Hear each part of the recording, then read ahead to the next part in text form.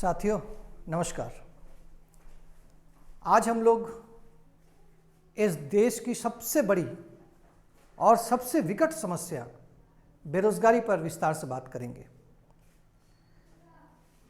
इसीलिए आज हम लोगों ने टॉपिक रखा है बेरोजगारी का दंश, एक भयावह मानवीय त्रासदी, कारण और समाधान।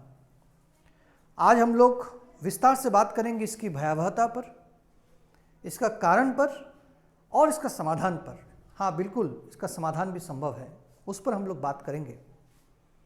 लेकिन सबसे पहले इसकी भयावहता पर देखिए। इस देश में इसकी भयावहता पर बात करने की बहुत ज़रूरत नहीं है, क्योंकि हर घर में लोग इस बेरोजगारी का दंश को झेल करके आज जी रहे हैं।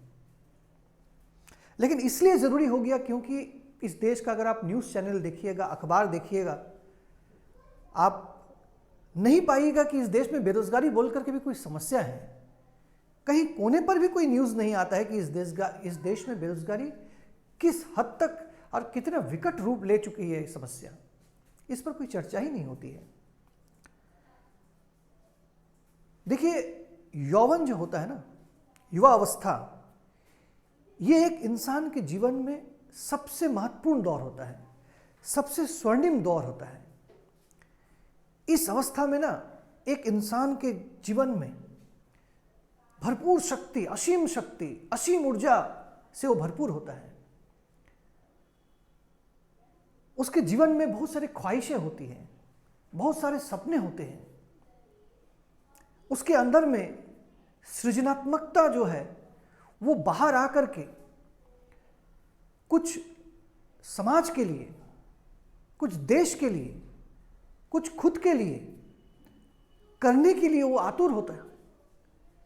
उसके अंदर की जो ऊर्जा है, उसकी जो अंदर की शक्ति है, ये शक्ति पूरी दुनिया को दिखाना चाहती है कि देखो हम क्या कर सकते हैं। हम इस दुनिया के लिए, समाज के लिए, इस देश के लिए हम कुछ कर सकते हैं।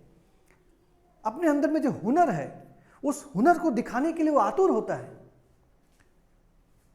उसके जीवन में बहुत सारे सपने भी होते हैं।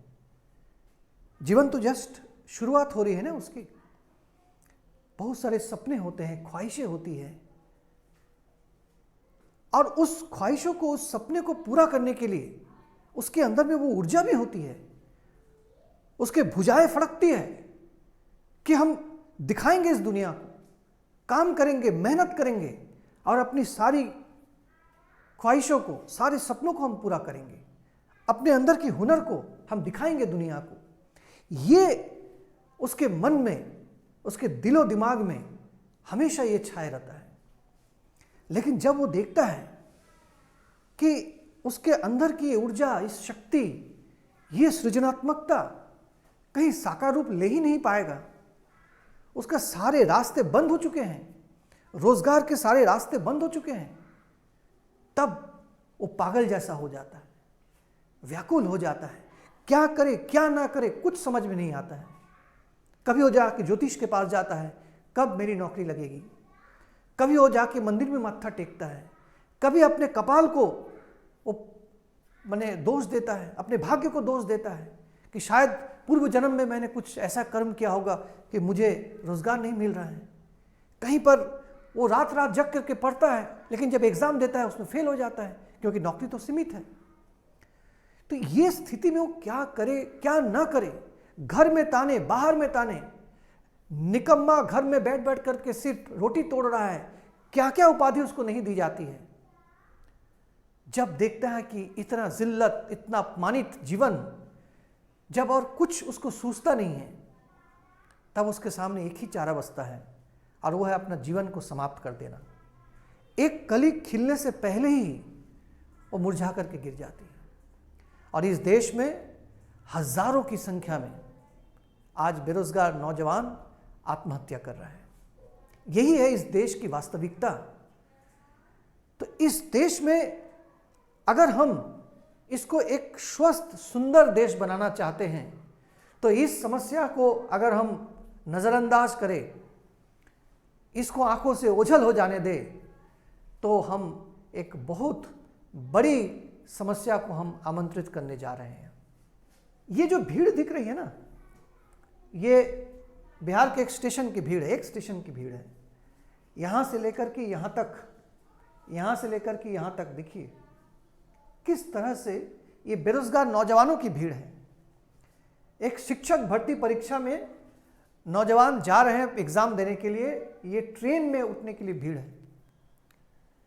लेकिन कितनी बड़ी त्रासदी है कि इतनी बड़ी भीड़ में मुश्किल से 10, 15, 20 लोगों को ही इसमें से नौकरी मिलेगी और बाकी लोग वो हताशा के दौर में चले जाएंगे, बेरोजगारी के दलदल में खो जाएंगे, उसका सिलेक्शन नहीं होगा, लेकिन जा रहे हैं सब परीक्षा देने के लिए। ये जो स्थिति है, ये स्थिति में उसके सामने क्या विकल्प बचता है? या तो वो आत्महत्या करता है और नहीं तो अपराधी बनता है, अपराध के दलदल में घुस जाता है, और नहीं तो मनोरोगी बनता है। स्किज़ोफ्रेनिया, ये तो अभी इस देश के जो बड़े बड़े साइकेट्रिस्ट हैं वो बता रहे हैं कि जो इस देश के जो सबसे ज़्यादा उनका जो मरीज है वो इस देश के बेरोजगार नौजवान हैं, जो कि आज अपना ट्रीटमेंट कराने के लिए, अपना मेंटल इलनेस, अपना मानसिक रोग उसको दूर करने के लिए डॉक्टर की सलाह ले रहे हैं, डॉक्टर के पास जा रहे हैं, अवसाद से ग्रसित हो रहे हैं, डिप्रेशन के शिकार हो रहे हैं। ये है हमारे देश का नौजवानों की स्थिति। क्या नहीं वो कर सकते थे और आज कहां पर वो जा रहे हैं। देखिए, मां की साड़ी का फंदा बनाकर बीएड पास बेरोजगार ने दी जान। मां की साड़ी, मां का जो आंचल होता है ना, वो सबसे सुखद होता है, सुखद एहसास होता है। जब आदमी बहुत कष्ट में होता है तो मां के आंचल में जाकर के अपना सर रखता है, उसमें एक सुखद एहसास होता है। और देखिए, उसी मां की साड़ी का फंदा बना करके बीएड पास जो बेरोजगार है उसने अपनी जान दे दी। मां के आंसू पोंछने के लिए साड़ी होती है, अपने आंसू पोंछने के लिए मां की साड़ी होती है, और उससे वो जान दे रही है। देखिए, फौजी बनने के लिए, देश की सेवा करने के लिए आतुर है, लेकिन फौज में नहीं लिया जा रहा है। फौज में तो ठेकेदारी का कारण चल रहा है ना। फौज को भी अब उसमें भी ठेकेदारी करना शुरू हो गया है, जिसको आप लोग जानते हैं अग्निवीर के रूप में। नौकरी नहीं मिली, आत्महत्या कर ली। नौकरी लगेगी नहीं तो जी कर क्या करेंगे, कहा और ट्रेन के आगे कूद गए। चार दोस्त एक साथ ट्रेन के आगे कूद करके जान दे दिए और 3 की मौत हो गई। जो एक बच गया उसका जीवन क्या होगा सोच करके देखिए। ये है हमारे देश के नौजवानों की स्थिति आज। लेकिन न्यूज़ मीडिया में कभी कभार ऐसा न्यूज़ आ जाता है, लेकिन अखबारों में आपको, रोज़ के अखबारों में ये कभी देखने को नहीं मिलेगा। दूसरे मुद्दे आपको मिलेंगे। हम लोग बहुत खोज करके कहीं कहीं से अखबारों से कटिंग करके लिए हैं, क्योंकि अखबार में बहुत ढूंढने पर ऐसा कुछ न्यूज़ मिलती है, लेकिन ये रोज़ की घटना है। नियरली 10 के स्टूडेंट, मतलब 10,000 स्टूडेंट 2019 में आत्महत्या किए हैं। ऐसा नहीं कि हो नहीं रहा है, अखबारों में नहीं मिल रहा आपको। 10,000 स्टूडेंट एक साल में 2019 में आत्महत्या किए हैं। सोच करके देखिए, हाईएस्ट इन 25 ईयर्स। हर घंटे में 3 बेरोजगारों की मौत हो रही है, हर घंटे। लेकिन आपको अखबारों में मिलेगा, ये न्यूज़ आपको नहीं मिलेगा। हर घंटे में 3 बेरोजगारों की मौत हो रही है। इस देश में किसान आत्महत्या एक बहुत बड़ी घटना है, बहुत बड़ी त्रासदी है। लेकिन आज बेरोजगारों नौजवानों की जो मौत है ना, उसके जो आत्महत्या है ना, वो उसको भी पार कर रहा है। अलार्मिंग सिचुएशन में, एक संकटमय स्थिति में वो चला जा रहा है। ये सिचुएशन है हमारे देश में। तो ये जो स्थिति है, ये स्थिति क्या ऐसे ही आ गई? क्या कोई प्राकृतिक आपदा जैसी कोई बात है? क्या ऐसा कुछ हुआ कि हमारे देश में अचानक ये प्राकृतिक आपदा जैसी कोई समस्या आ गई? नहीं, ये मैन मेड है, लोगों के द्वारा तैयार की गई समस्या है, सरकार के द्वारा तैयार की गई समस्या है, और इसका समाधान भी संभव है। किस प्रकार से समस्या को तैयार किया गया, क्यों यह समस्या तैयार हुई, हम लोग विस्तार से बात करेंगे। देखिए, हमारे देश में बेरोजगारी कैसे धीमे धीमे बढ़ती चली गई। 1983 में 1.88% बेरोजगारी का दर था, यानी कुल जो माने काम करने वाले जो लोग हैं, काम कर सकने वाले लोग हैं, कार्य माने क्षम लोग हैं, काम कर सकते हैं ऐसे लोग हैं, उसमें से 1.88% लोग बेरोजगार थे। 93-94 1.94%, 2010-11 2.23%। आप देखिए 2017-18 एक छलांग आप देखिएगा 6.06%। और अभी आपको सुनकर के आश्चर्य लगेगा कि ये जो आंकड़ा है 2023-24 में 10% को पार कर रहा है, 10% को। जो इकोनॉमिक्स के विद्यार्थी है वो जानते हैं कि किसी भी देश में अगर बेरोजगारी का जो रेट है, दर है, वो अगर 10% को पार कर रहा है तो उसको एक मानवीय त्रासदी की संज्ञा दी जाती है। जैसे होता है ना प्राकृतिक आपदा होने से जैसे मानवीय त्रासदी कहा जाता है, वैसे उसको प्राकृतिक आपदा की संज्ञा दी जाती है। इस स्थिति में हमारे देश की सरकार क्या कर रही है? देश के प्रधानमंत्री आदरणीय मोदी जी क्या कर रहे हैं? आप सभी को याद होगा 2014 चुनाव से पहले ये घोषणा की गई थी कि 2 करोड़ लोगों को प्रतिवर्ष नौकरी देंगे। यानी आज 10 साल हो रहा है सरकार, यानी कम से कम 20 करोड़ लोगों को तो नौकरी मिलनी चाहिए थी। लेकिन आप लोग सुनकर के आश्चर्य होंगे कि 20 करोड़ लोगों को नौकरी को तो दूर की बात, कुछ करोड़ नौकरियां इसी दौर में चली गई है, खत्म हो गई है। आज इस विकट समस्या को देखते हुए यदि सरकार चाहे, मोदी जी चाहे या इस देश की केंद्र सरकार चाहे, तो अभी के अभी 10 लाख लोगों को नौकरी दे सकते हैं। आज के डेट में 10 लाख को नौकरी दे सकते हैं। क्या क्या करना होगा इसके लिए? कुछ नहीं।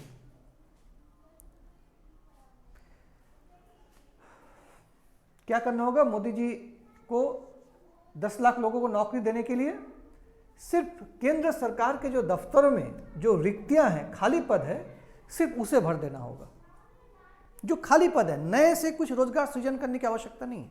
सिर्फ खाली पद जो है ना, बस उसमें भर्ती निकाल देना है, 10 लाख लोगों को नौकरी मिल जाएगी। लेकिन नहीं, 10 लाख लोगों को नौकरी देने वाले नहीं हैं। सन 2014 में सरकारी नौकरियों में 4,21,658 पद रिक्त थे और 2021 में मात्र, देखिए अंतर देखिए, 7 साल का अंतर। 2014 में सरकार आने से पहले सरकारी नौकरी में 4,21,658 पद रिक्त थे। 2021 आते आते ये दोगुना से भी ज्यादा बढ़ करके 9,79,327 हो गया है। रिक्तियां, खाली पद, यानी रिटायरमेंट हो रहा है, उसमें जगह में नए लोगों को भर्ती नहीं कर रहे हैं।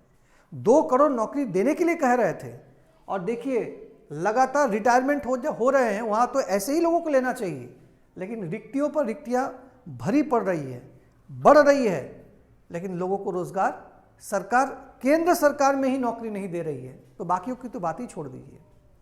इस देश में राज्य सरकार और केंद्र सरकार को मिलाकर के विभिन्न सरकारी पदों में जो रिक्तियां हैं वो लगभग 45 लाख है, 45 lakhs रिक्तियां हैं, खाली पद है, जहां लोगों को रोजगार देना चाहिए, ये बनता है, ये पहले से पोस्ट क्रिएटेड है, लेकिन वहां पर नए लोगों की नियुक्ति नहीं हो रही है।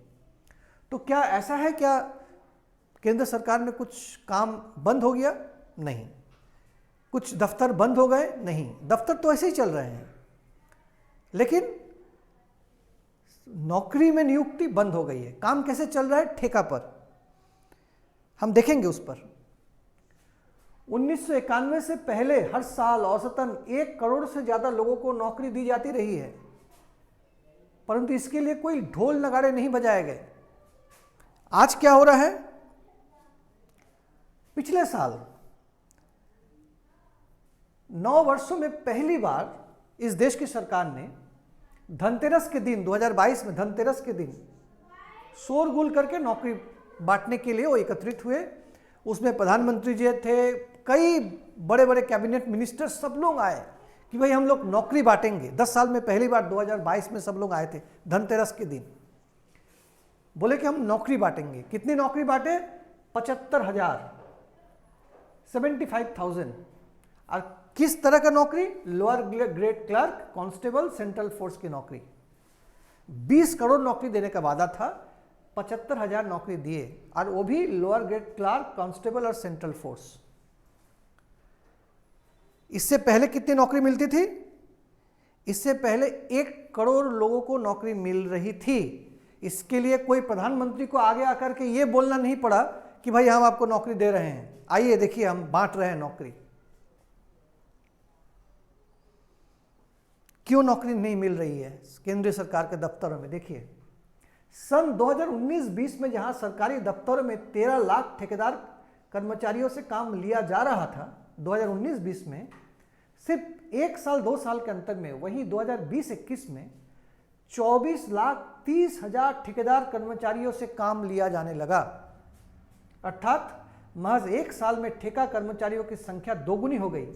ठेका पर श्रमिकों की नियुक्ति तो अब सेना में भी होने लगी है, जिसका भारी भरकम नाम दिया गया अग्निवीर। इसके खिलाफ कितना बड़ा आंदोलन हुआ, पर सरकार के कानों में जूं तक नहीं रेंगी।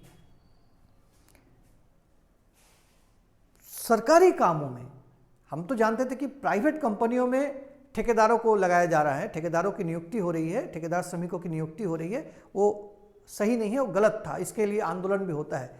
लेकिन अब तो राज्य सरकार, केंद्र सरकार के नौकरियों में भी ठेकेदारों से काम लिया जा रहा है। वो छोटी मोटी संख्या नहीं, 24,30,000।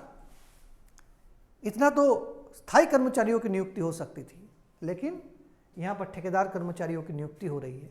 स्थायी नौकरी समाप्त किया जा रहा है। इसलिए नौकरी देने का जो झांसा था, जो जुमला था, वो जुमला में ही रह गया है। यह है वास्तविक स्थिति। आज से 10 साल पहले रेलवे में 30 से लेकर 35,000 तक नौकरियों की वैकेंसी निकलती थी, अब 2 से लेकर 2,500 तक निकलती है। बैंक में 45,000 लगभग की नौकरी निकलती थी हर साल, अब 12,000 पर आ गया है। नौकरियों में इतनी भारी कटौती का क्या कारण है? कारण यह है कि सरकारी उपक्रम और दफ्तरों में भी व्यापक रूप से ठेके पर लोगों से काम लिया जा रहा है। इस स्थिति में मोदी जी कह रहे हैं कि सरकार की ओर मत देखो। इसी क्रम में मोदी जी ने कहा था कि पकोड़े तलने की बात, माने उन्होंने कहा था ना कि भाई पकोड़ा तलो, वो भी एक रोजगार है। सरकार की ओर मत देखो, सरकार से नौकरी मत देखो, सरकार से नौकरी मत मांगो, खुद को रोजगार दो, स्वरोजगार। तो स्वरोजगार की क्या स्थिति है देखिए। एक सर्वेक्षण में पता चला है कि भारत में स्वरोजगार में नियुक्त 80% लोगों की मासिक आमदनी 6,000 से लेकर 7,000 रुपया के बीच है। इस पैसे में लोग परिवार के लिए राशन लाए या फिर बच्चों को पढ़ाएं, और सभी यदि सामान बेचने ही लगे तो खरीदेगा कौन? खरीदने वाला भी तो होना चाहिए। सब लोग दुकान लगाएंगे तो खरीदेगा कौन? नौकरी नहीं है, एम्प्लॉयमेंट नहीं है। बैंक में, LIC में, रेलवे में, डाकतार में, कहीं पर नौकरी नहीं है। सब जगह से निकाल रहे हैं, छटनी कर रहे हैं, लोगों के डाउन साइजिंग कर रहे हैं, लोगों को निकाल रहे हैं, और रिक्त पदों में भर्तियां नहीं निकाल रहे हैं, संख्या कम कर रहे हैं। सरकार बोल रही है कि हम ये सब चीज़ में खर्च नहीं करेंगे, तो कहाँ खर्च कर रहे हैं वो आप लोग जानते हैं। अंबानी, अडानी, ये लोगों के लिए सरकार के माने पूरा उसका जो कोषागार है वो खुला हुआ है कि जितना चाहो ले लो माल, लेकिन आम जनता के लिए उसके पास पैसा नहीं है। बोल रहे हैं कि हम इतने लोगों को नौकरी देंगे तो हम पैसा कहाँ देंगे, उसका वेतन कहाँ देंगे? उसके लिए, लोगों के लिए सरकार के पास पैसा नहीं है। अब जरा आंकड़ों में बात करते हैं, सरकारी आंकड़ों पर हम लोग बात करते हैं। देखिए, unemployment rate at 4 decade high, NSSO सरकारी संस्था है, यानी इस देश के केंद्र सरकार या इस देश के जो ऑफिशियल जो गवर्नमेंट एजेंसी है वो है NSSO। उसके द्वारा जारी ये आंकड़े हैं, उसमें बता रहे हैं कि इस देश में बेरोजगारी आज 45 साल में सबसे हाईएस्ट लेवल पर है। ये आंकड़े आज के नहीं हैं, थोड़ा पहले के हैं। आज तो स्थिति और भी विकट है। आज का आंकड़ा क्यों नहीं है? क्योंकि सरकार इस सारे आंकड़ों को दबा दे रही है। ये भी एक नई घटना है हमारे देश के लिए। हमारे देश में जो सांख्यिकी जो आयोग है, जो डेटा जो जुटाते हैं और डेटा को सार्वजनिक करते हैं, तो भारत के जो सांख्यिकी आयोग है, उन्होंने जो तथ्य को जुटाए थे 2019 में, पूरे देश भर में सर्वे करके जो अनएम्प्लॉयमेंट का जो रेट उन्होंने देख करके तो चौंक गए। और उन्होंने कहा कि ये रिपोर्ट को हम प्रकाशित करने जा रहे हैं, इसको सार्वजनिक करने जा रहे हैं। मोदी सरकार ने उसको रोक दिया, बोला नहीं आप सार्वजनिक नहीं कर सकते हैं। तो पूछा क्यों? बोला नहीं, ये हमारे लिए थोड़ा सा असहज होगा, चुनाव का समय है, हम आपको सार्वजनिक नहीं करने देंगे। इसके विरोध में उस समय जो कमेटी के जो चेयरमैन थे, सांख्यिकी आयोग के जो चेयरमैन थे मोहनन साहब, उन्होंने रिजाइन कर दिया। उस आयोग के 2 और भी जो ऑनरेबल मेंबर थे, वो भी रिजाइन कर दिए, लेकिन सरकार पब्लिश करने नहीं दिए। इलेक्शन हो गया, उसके बाद उसको रिपोर्ट का कुछ थोड़ा हिस्सा पब्लिश हुआ। उसी को देख करके पूरा देश चौंक गया कि ये क्या, बेरोजगारी इतनी भयावह रूप ले चुकी है। इससे पूरे देश भर में एक उबाल आया, चर्चा शुरू हुई, डिस्कशन विमर्श शुरू हुआ। तो फिर सरकार ने इसको नए सिरे से जो डाटा आना चाहिए था उसको दबा दिया गया। अभी का एट प्रेजेंट जो डाटा है वो डाटा नहीं आ रहा है। ऑक्सफैम एक एजेंसी है, वो भी इस तरीके का डेटा एनालिसिस करते हैं, तथ्य को जुटाते हैं। ऑक्सफैम एक अंतर्राष्ट्रीय मान्यता प्राप्त इंस्टीट्यूट है, ऐसा ही ऐरा गैरा कोई इंस्टीट्यूट नहीं है। हमारे देश में सरकारी संस्थाएं भी इसको मान्यता देती हैं। ऑक्सफैम का कहना है कि भारत में बेरोजगारी का विस्फोट हो चुका है। आज देश में बेरोजगारी 45 साल की उच्चतम सीमा पर पहुंच गई है। CMIE ये भी एक अंतर्राष्ट्रीय मान्यता प्राप्त संस्था है। यहां भी ये बोल रहे हैं कि उन्होंने आंकड़ा जारी करते हुए कहा कि देश में बेरोजगारी दर त्योहार के सीजन में भी 9% से ऊपर रहा है और शहरी बेरोजगारी दर 10% को पार कर गया है। यह एक रिकॉर्ड है आज़ाद हिंदुस्तान में। यहां तक कि कोविड के समय में भी बेरोजगारी इतनी भयावह स्थिति में नहीं पहुंची थी। क्या स्थिति है खाली देखिए एक बार। एक उदाहरण, ऐसा उदाहरण आपको दर्जनों मिल जाएंगे, जस्ट 2 उदाहरण दे रहे हैं। 31 जनवरी 2017 पश्चिम बंगाल ग्रुप डी भर्ती में वैकेंसी निकाली गई। 6000 कर्मचारियों की नियुक्ति होनी थी। ऑनलाइन आवेदन आमंत्रित किए गए। इन नौकरियों के लिए 25 लाख से भी ज्यादा उम्मीदवारों ने आवेदन किया, जिनमें स्नातक थे, स्नातकोत्तर थे, PhD थे। इस नौकरी के लिए शैक्षणिक योग्यता कक्षा 7 थी। यह स्थिति है साथियों। 30 अगस्त 2018 उत्तर प्रदेश पुलिस के संदेशवाहक के लिए 62 पदों के लिए वैकेंसी निकला था। 93,000 से भी अधिक उम्मीदवारों ने आवेदन किया, जिनमें 3700 PhD, 50,000 स्नातक यानी BSc, BCom, BA पास किया हुआ, 28,000 स्नातकोत्तर यानी MA, MCom, MSc पास किया हुआ विद्यार्थी उन्होंने आवेदन दिया। जबकि वांछित योग्यता थी कि उम्मीदवार कक्षा 5 उत्तीर्ण हो, सिर्फ क्लास 5 पास करना था और उसको साइकिल चलाना आना चाहिए, बस। इसके लिए सब PhD और सब स्नातक का स्नातकोत्तर लोग आवेदन भर रहे हैं। ये तो हमारे देश की स्थिति है, इतनी भयावह स्थिति है। इसका हम जब कारण ढूंढने जाते हैं, क्योंकि सिर्फ बात यहां पर मोदी सरकार की नहीं है, बेरोजगारी तो इससे पहले भी थी। हाँ, इतना विकट रूप नहीं लिया था, लेकिन बेरोजगारी तो थी। और अगर मोदी सरकार चले जाए, दूसरी कोई सरकार आए, तो क्या बेरोजगारी की समस्या का समाधान हो जाएगी? नहीं, बिल्कुल नहीं। इसके लिए इसके कारण जानना, बहुत बेसिक कारण जानना बहुत जरूरी है। हम उस पर आएंगे, लेकिन उससे पहले कुछ मिथक है बेरोजगारी के बारे में, उस पर चर्चा करना बहुत जरूरी है, नहीं तो हम कारण भी नहीं समझ पाएंगे। मिथक क्या क्या है देखिए। बेरोजगारी के बारे में जो पहला जो मिथक है वह है कि भारत की जनसंख्या इतनी अधिक है कि सब लोगों को नौकरी देना संभव ही नहीं है।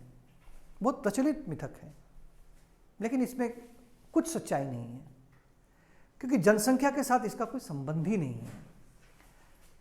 जनसंख्या का मतलब क्या है? जनसंख्या का मतलब है कि उस जनसंख्या में उतने ही हाथ हैं, जितने लोग हैं उसके उतने हाथ हैं, उसकी उतनी आवश्यकता है। अगर जनसंख्या ज़्यादा है, इसका मतलब है कि उसमें उसको उतने अस्पताल की ज़रूरत है, उतना विद्यालयों की आवश्यकता है, उतने कॉलेज यूनिवर्सिटी की आवश्यकता है, उतने बैंक की आवश्यकता है, उतने सेवा क्षेत्रों की आवश्यकता है।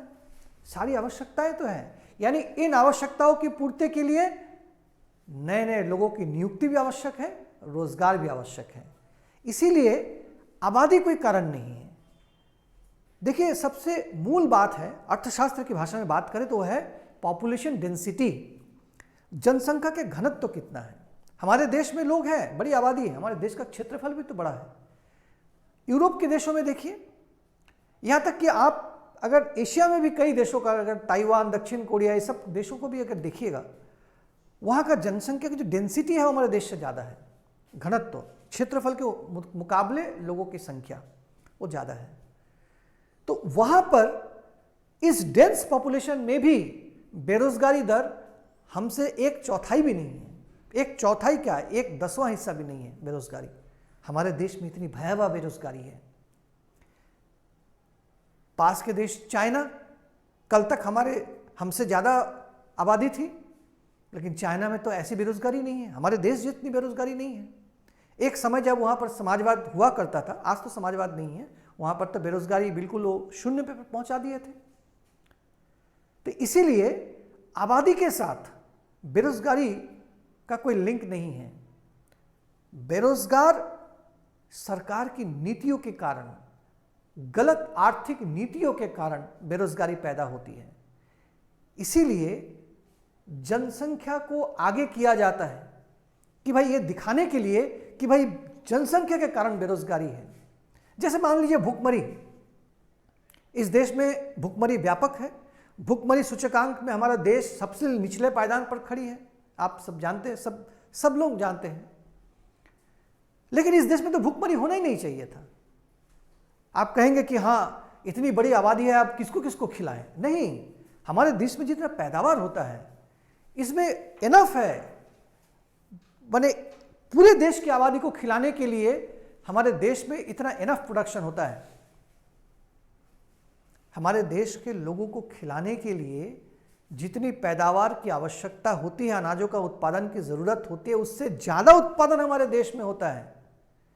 हम चावल निर्यात में हम पूरे विश्व में सबसे अव्वल हैं, सबसे पहला नंबर हमारा आता है। हम चावल निर्यात करते हैं, हजारों लाखों टन हमारा चावल गोदामों में सड़ करके बर्बाद हो जाता है।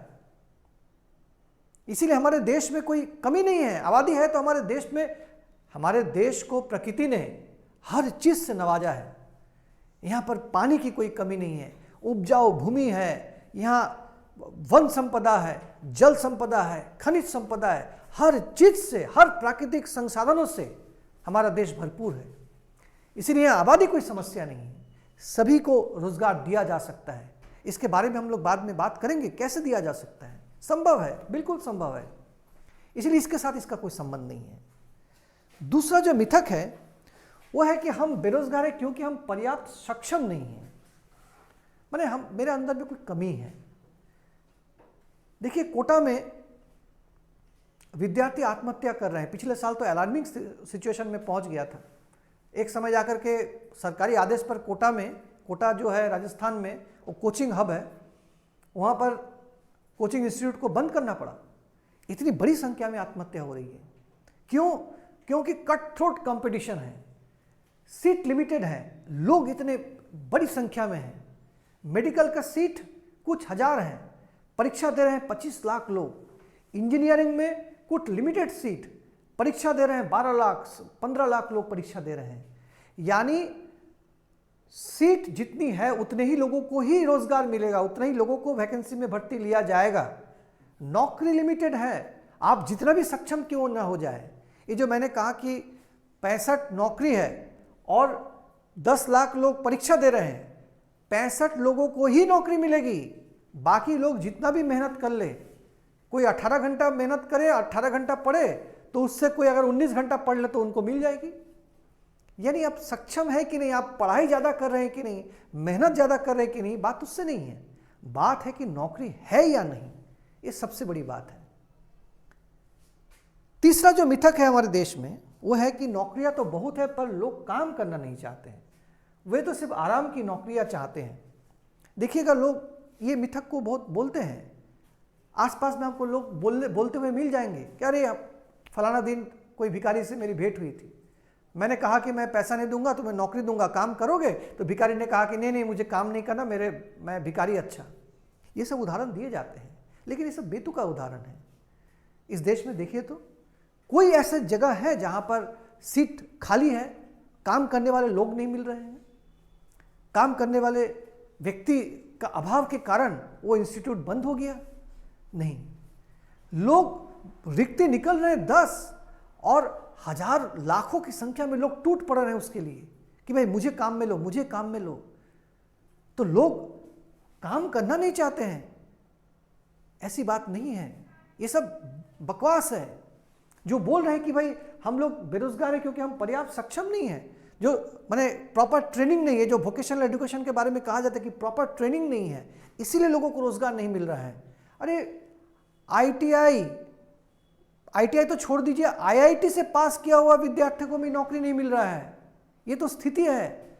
आईटीआई से, अच्छे इंस्टीट्यूट से, आईआईटी से, बड़े बड़े इंजीनियरिंग इंस्टीट्यूट से लोग पास कर रहे हैं, बड़े बड़े डिग्री लेकर के आ रहे हैं, लेकिन नौकरी नहीं मिल रही है। ये तो स्थिति है। इसीलिए कोई टैलेंटेड नहीं है, किसी के पास कोई एकेडमी में कोई अच्छा सर्टिफिकेट नहीं है, कुछ ट्रेनिंग नहीं है, इसीलिए नौकरी नहीं मिल रही है। सब बकवास है। दरअसल बात है कि नौकरी है ही नहीं, नौकरी खत्म हो रहा है इस देश में। चौथा जो मिथक है वह है कि दलितों के लिए आरक्षण, महिलाओं का कार्यबल में प्रवेश और प्रवासियों द्वारा स्थानीय लोगों का काम हड़पा जाना, ये बेरोजगारी के कारण है। इस पर थोड़ी सी बात करेंगे। ये एक बहुत बड़ा मिथक है और इससे बहुत बड़ी समस्या आ रही है। ये जेन्युइन एक समस्या है। आज देखिए पूरे देश भर में ये समस्या एक बड़े आकार में ये रूप लेती जा रही है। हर राज्य में बाहरी लोगों को खदेड़ो, बाहरी लोगों को भगाओ, बाहरी लोगों के कारण ही हमें नौकरी नहीं मिल रही है, दूसरे जातियों के लिए हमें नौकरी नहीं मिल रही है, ये बात चली आ रही है, जबकि बात सच्चाई नहीं है। हर राज्य में देखिए, हम एक राज्य का उदाहरण ले लेते हैं, महाराष्ट्र की। हर राज्य की स्थिति है। महाराष्ट्र में देखिए, महाराष्ट्र में जो मराठा आरक्षण को लेकर के बहुत बड़ा आंदोलन हुआ, वर्षों तक ये आंदोलन हुआ, सड़क जाम हुआ, लोग लाठियां खाए, कितने दिन तक महाराष्ट्र में बंदी हुआ, आगजनी हुआ, बड़ा आंदोलन हुआ। क्या कि मराठों को आरक्षण देना होगा, बाहरी लोगों को भगाना होगा, बाहरी लोगों को नौकरी में रखना बंद करो। क्या हुई? महाराष्ट्र में राज्य सरकार की नौकरियों के लिए सबसे महत्वपूर्ण नियुक्तियां महाराष्ट्र लोक सेवा आयोग एमपीएससी द्वारा संचालित परीक्षाओं के माध्यम से की जाती है। कुल जितने पदों के लिए एमपीएससी की नियुक्तियां करता है, उनकी संख्या पिछले वर्षों में लगातार कम होती चली गई है। 2018 में यह संख्या मात्र 69 थी। इन 69 पदों के लिए 2018 में लगभग 4 लाख युवा एमपीएससी की परीक्षा में बैठे थे। एक अनुमान के मुताबिक राज्य की 33% आबादी जनसंख्या जो है वो मराठा समुदाय की है, इसलिए हम मान सकते हैं कि करीब करीब 1.3 लाख मराठा जो युवा है वो 2018 की एमपीएससी की परीक्षाओं में बैठे होंगे। यदि 2018 में 16%, यही उनकी मांग थी, 16% मराठा आरक्षण लागू रहा होता तो उस वर्ष आरक्षण के जरिए मराठा युवाओं को राज्य सरकार की 11 नौकरियां मिली होती। तो इतने संख्या में 1,29,989 में से सिर्फ 11 लोगों को नौकरी मिलती। सोच करके देखिए, 99.99% कोई ही नौकरी नहीं मिलती। ये स्थिति को आप बाकी तमाम राज्यों में बैठा लीजिए, हर जगह में ये स्थिति है।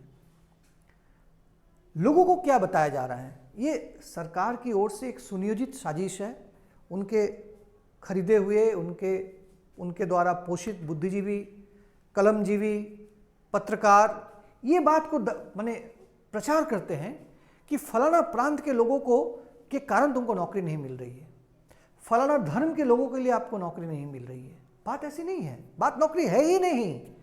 हाँ, आप बोलेंगे कि अच्छा फिर भी आप बताइए, जितनी नौकरी है उस नौकरी में से हमको मिलना चाहिए कि नहीं?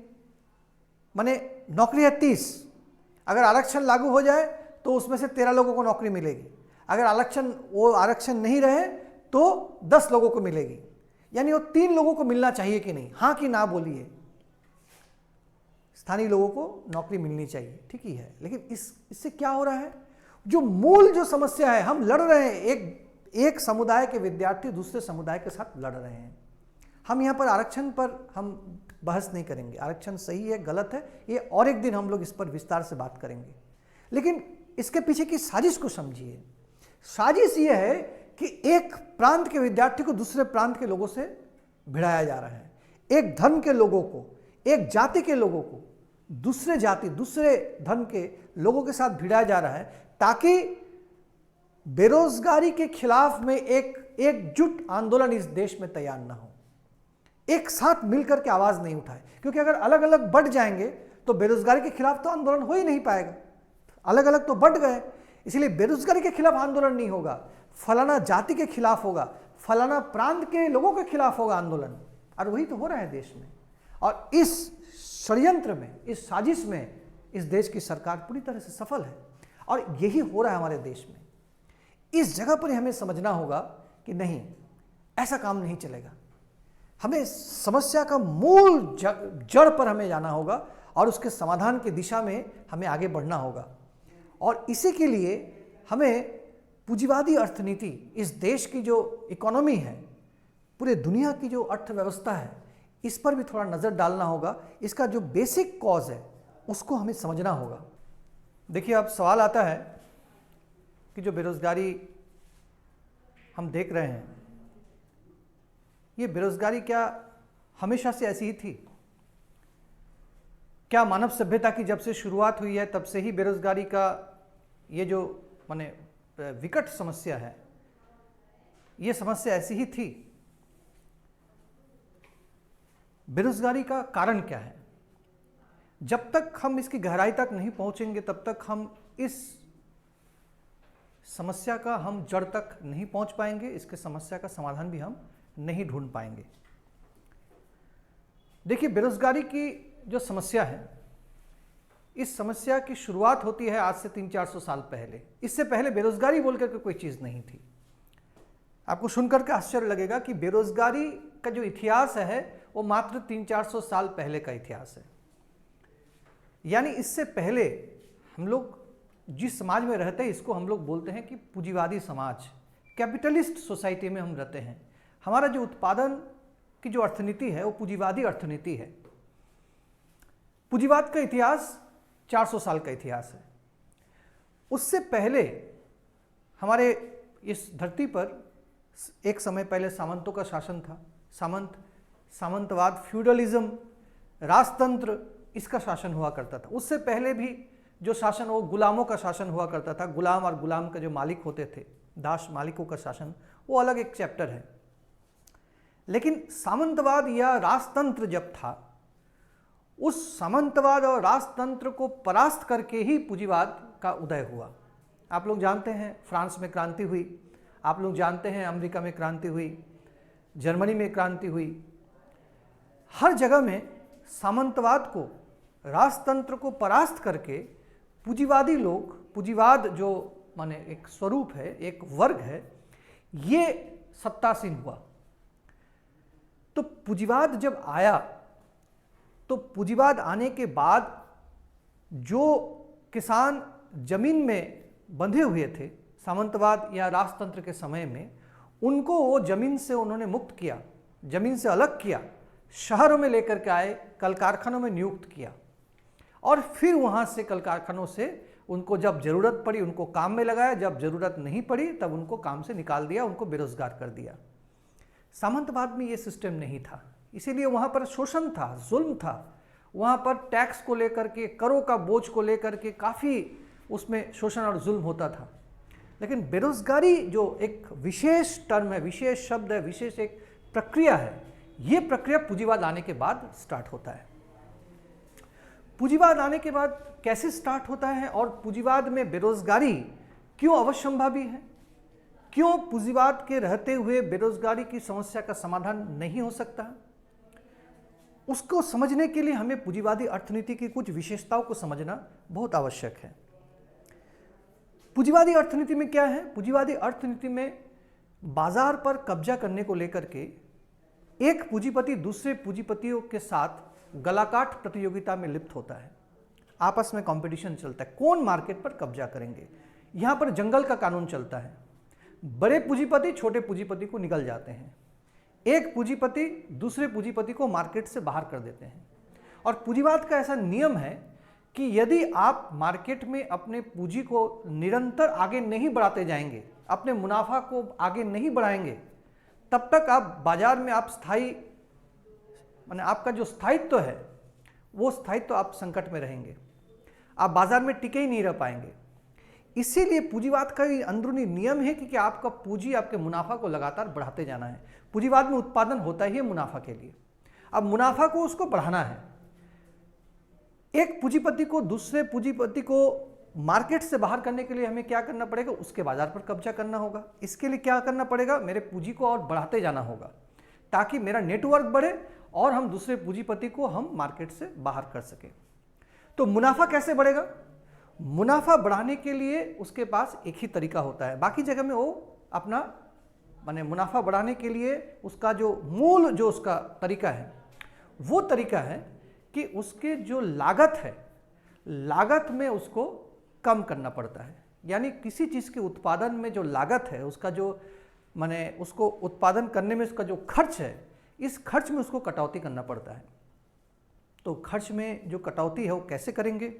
कच्चा माल जो है वो कच्चा माल का जो दाम फिक्स्ड है उसमें तो वो कटौती कर नहीं सकता है, तो कहाँ पर वो कटौती करता है? कटौती करता है मजदूरों को देने वाले वेतन में वो कटौती करता है। तो इसीलिए पूंजीपतियों की हमेशा ये कोशिश रहती है कि मजदूरों को कम से कम वेतन देकर के ज़्यादा से ज़्यादा उससे काम करवाया जाए। अब ये जो कम से कम वेतन देकर ज़्यादा से ज़्यादा काम करवाया जाने की जो माने इसका जो टर्म है, बहुत सुंदर सुंदर टर्म पूंजीवाद ने ईजाद किया, उसको बोला जाता है प्रोडक्टिविटी, उत्पादकता। यानी एक पूंजीपति को अपना मुनाफा बढ़ाने के लिए उसकी उत्पादकता को बढ़ाना होगा, प्रोडक्टिविटी को बढ़ाना होगा। लेकिन साफ शब्दों में, सहज शब्दों में कहें तो मजदूरों को कम से कम वेतन देकर के ज़्यादा से ज़्यादा काम करवाना है। ये जो कम से कम वेतन देकर ज़्यादा से ज़्यादा काम उससे लिया जाता है, इससे क्या होता है? मजदूरों की जो क्रय शक्ति है वो घटती है। एक सिंपल से उदाहरण देते हैं। मान के चलिए किसी फैक्ट्री में 10 व्यक्ति काम कर रहे हैं, 10 व्यक्ति मिलकर के 10 रुपया का मूल्य तैयार करता है, 10 रुपया का प्रोडक्ट तैयार करता है। ये जो 10 रुपया का प्रोडक्ट उसने तैयार किया, उसके बदले में जो मजदूर है उसको मिला 4 रुपया। 10 रुपया का मूल्य तैयार किया, 10 रुपया का प्रोडक्ट तैयार किया, उसके बदले में उसको 4 रुपया मिला। 6 रुपया पूंजीपति के पास चला गया। ये उसका मुनाफा है, शुद्ध मुनाफा नहीं, इसको मुनाफा है। इस 6 रुपया में से वो 3 रुपया फिर से अपने उत्पादन को बढ़ाने के लिए, अपने उत्पादन को जारी रखने के लिए वो फिर से वो लगाता है, उसमें कच्चा माल खरीदता है, बिजली का बिल देता है, ये करता है। और 3 रुपया जो है उसका शुद्ध मुनाफा वो अपने पॉकेट में, अपने जेब में रखता है। मतलब क्या हुआ कि 10 रुपया का जो मूल्य तैयार हुआ उसमें से 7 रुपया जो है वो फिर से बाजार में आ गया, यानी बाजार में उतना क्रय शक्ति को पैदा किया। लेकिन 3 रुपया जो है वो पूंजीपति के पास जमा हो गया। ये जो 3 रुपया जमा हो गया वो लेकिन मार्केट में क्रय शक्ति के रूप में नहीं आया, क्योंकि वो पूंजीपति उसको खर्च नहीं कर रहा, वो उसको जेब में जमा कर रहा है। तो 10 रुपया का मूल्य तैयार हुआ, 10 रुपया का प्रोडक्ट तैयार हुआ और 7 रुपया का क्रय शक्ति तैयार हुआ। 3 रुपया का अंतर हुआ। इसको थोड़ा बड़े पैमाने पर, बड़े स्केल में देखिए, एक बड़ा अंतर हो जाएगा। ये जो अंतर होता है, इसीलिए पूंजीवाद में हमेशा बाजार का संकट रहता है। यानी लोगों की खरीद की शक्ति नहीं होती है, क्रय शक्ति नहीं होती है, क्रय शक्ति घटती है। बाजार में सामान भरा पड़ा हुआ है, किसी चीज का कोई अभाव नहीं है, अभाव है तो सिर्फ खरीदने वाले लोगों की कमी है। तो पूंजीवाद के अंदरूनी नियम से यह तैयार होता है कि जो क्रय शक्ति है वो लगातार घटती है। अब जब क्रय शक्ति घट रही है तब क्या हो रहा है, बाजार छोटा हो रहा है। जब बाजार संकुचित हो रहा है तब पूंजीपति क्या करता है, वो उत्पादन को घटाता है, उसका इंस्टॉल कैपेसिटी घटाता है। उत्पादन घटाने के लिए वो क्या करता है, उत्पादन घटाने के लिए वो मजदूरों की छटनी करता है, मजदूरों को कम करता है। मजदूरों को कम करने के लिए जैसे वो मजदूर कम करता है तो और क्या होता है कि बाजार में जो मांग है, क्रय शक्ति है, वो और कम हो जाती है। बाजार में क्रय शक्ति कम होती है तो उत्पादन और कम होता है। ये जो एक साइकिल है ये पूंजीवाद में निरंतर चलते रहता है। इसके कारण से बाजार में हमेशा बाजार का संकट होता है और क्रय शक्ति घटती है। पूंजीवाद की हमेशा कोशिश रहती है कि वो मजदूरों की संख्या को कम करे, कम से कम वेतन दे। इसी से क्या होता है कि एक खाई बढ़ती जाती है, पूंजीपतियों के पास ज़्यादा से ज़्यादा पैसा जमा होता है और मजदूर के पास कम से कम पैसा उसके पास जाता है। इसीलिए अमीर और गरीब की खाई जो है वो पूंजीवाद में हमेशा निरंतर बढ़ता जाता है।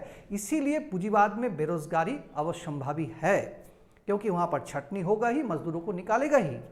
मजदूरों को कम से कम वेतन देंगे, कम से कम मजदूरों से काम लेंगे, इसीलिए पूंजीवाद में बेरोजगारी अवश्यंभावी है। दूसरा 2-3 और भी कारण है। देखिए, पूंजीवाद हमेशा चाहता है कि वो मजदूरों को कम से कम वेतन दे, इसीलिए वो चाहता है कि बाजार में बेरोजगारी बनी रहे। बेरोजगारी अगर बनी रहेगी बाजार में तो क्या होगा कि मजदूरों के साथ उसका बार्गेनिंग जो पूंजीपति करेंगे उसके लिए उसको बहुत सुविधाजनक होगा कि मैं तुमको 70 रुपया मैं रेट दूंगा, तुमको काम करना है करो, नहीं तो जाओ, 100 रुपया मैं नहीं दूंगा रेट, मैं 70 रुपया ही दूंगा। मजदूर बोल सकता है कि नहीं नहीं बाबू, हमको 100 रुपया चाहिए, 100 रुपये तो रेट है, नहीं हम 70 रुपया देंगे, तुमको काम करना है करो, नहीं तो जाओ, मेरे पास तो दूसरा मजदूर है। दूसरा मजदूर मतलब क्या है, बाजार में दूसरे बेरोजगार मजदूर है। तुम अगर 70 रुपया में काम नहीं करोगे तो हम बाजार से दूसरे बेरोजगार मजदूर को हम काम में लगा देंगे। ये जो बार्गेनिंग है ये पूंजीवाद के लिए, पूंजीपतियों के लिए बहुत सुविधाजनक है। अगर एम्प्लॉयमेंट रह जाए तो पूंजीपति ये बार्गेनिंग नहीं कर पाएगा। तीसरा जो रीजन है वो है पूंजीवाद में हमेशा मंदी और तेजी, यानी बुम, मंदी और तेजी, ये साइकिल चलते रहता है। कभी बाजार में मांग बढ़ जाती है तो उत्पादन बढ़ाना पड़ता है, जब बाजार में कभी कभी मांग घट जाती है तो उत्पादन घटाना पड़ेगा। अब मान के चलिए बाजार में अचानक मांग बढ़ गई तो पूंजीपति को मजदूर कहाँ से मिलेगा? सब अगर एम्प्लॉयड रहेंगे तो बेरोजगारी, अगर बेरोजगार मजदूर नहीं रहेंगे तो कहाँ से नया मजदूर लेकर के आएंगे? इसीलिए वो स्थायी बेरोजगारी की एक फौज जो है वो हमेशा वो जमा करके रखते हैं, जब जरूरत पड़े उस बेरोजगार की फौज से वो लोगों को उसमें नियुक्त करते हैं। ये सब है पूंजीवाद का नियम, अंदरूनी नियम। इससे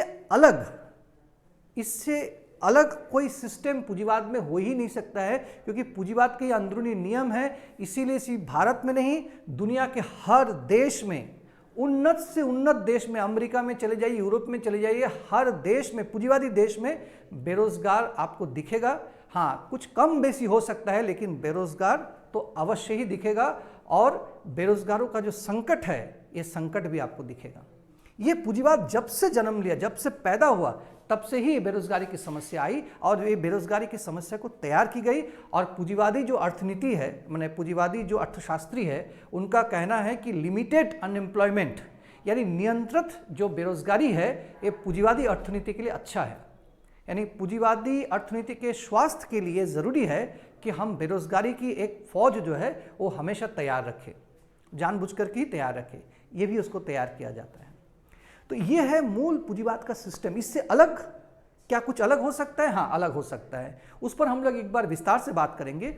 वो अलग सिस्टम है जब पूंजीवाद नहीं रहेगा, यानी पूंजीवाद को अगर खत्म कर दिया जाए, यानी समाज में जो उत्पादन का जो जिम्मा आज पूंजीपतियों के हाथ में है, यदि इस उत्पादन के जो संयंत्र है, जो कल कारखाना है, इनसे यदि पूंजीपतियों से हाथ से लेकर के ये समाज के हाथों में सौंप दिया जाए, मजदूर किसानों के हाथ में सौंप दिया जाए, जो कि हमारे देश में भगत सिंह ने सपना देखा था, इस देश में जो विभिन्न हमारे देश के क्रांतिकारियों ने सपना देखा था, ये उन्होंने देखा था कि आज़ादी के बाद इस देश में पूंजीपतियों का राज नहीं होगा, इस देश में मजदूर किसानों का राज होगा। उसका मतलब होता है यही, यानी उत्पादन के जो संयंत्र है उसमें पूंजीपतियों का मालिकाना नहीं बल्कि मजदूर किसानों का मालिकाना होगा, समाज का मालिकाना होगा।